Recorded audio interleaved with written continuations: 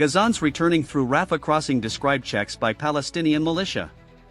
Two Gazan women who passed through the newly reopened Rafah crossing with Egypt on Monday have told the BBC that a local Palestinian militia linked to Israel carried out checks at an Israeli military checkpoint inside the Gaza Strip. Lamia Rabia, who was traveling with her children, said they were escorted by Israeli forces from the border to a nearby checkpoint where members of the Abu Shabab militia, also known as the Popular Forces, searched them and their belongings. There was a woman from the Abu Shabab group who conducted the searches on the women, she told the BBC. They didn't speak with us, they only searched us and then we went to the Israelis, who questioned us. The BBC asked the Israel Defense Forces IDF about these claims and whether they were coordinating with a local militia group. In this way they said they were unable to comment. Israel's Shin Bet internal security agency has also been approached for comment, but the BBC has not received a response so far. The Abu Shabab militia is an anti-Hamas group that receives support and weapons from Israel, and operates in the Rafah area under Israeli military control. Ghassan al-Dheini, head of the militia, was quoted in Israeli media on Monday as saying his unit would play an important security role regarding entry and exit through the Rafah crossing.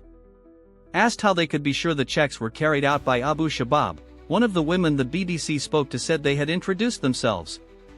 The BBC has not been able to reach the militia leaders to confirm their involvement directly. One of the women, who the BBC is not naming in order to protect her identity, said that the group told her they would help her travel to Europe if she cooperated. She also said she was mistreated by the militia, alleging that she was beaten and strip-searched along with 3 other women, and that they had been handcuffed and verbally abused. Rabia said her experience of the process had been easy with no negative effects.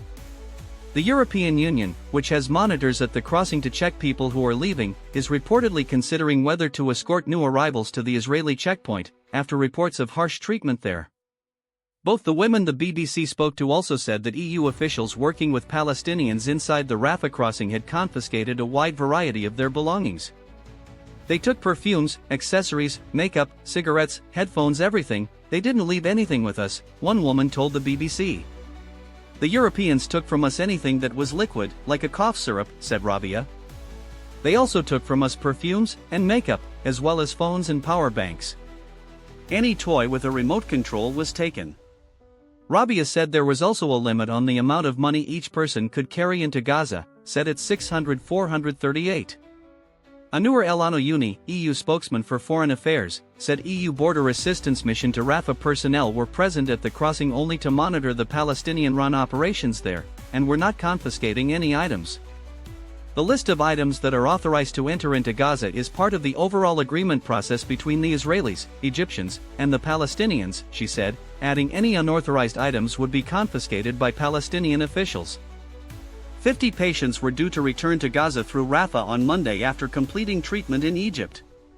They arrived at the Egyptian side of the crossing in the early hours of the morning, with their accompanying relatives. But only 12 people made it across, despite all passenger names being screened by both Egyptian and Israeli security in advance. A Palestinian employee working on the Gaza side of the Rafah crossing said that the patients and their companions arrived from Egypt, and that Palestinian staff and European monitors completed security checks, passport checks, and stamping procedures. Speaking on condition of anonymity, Bika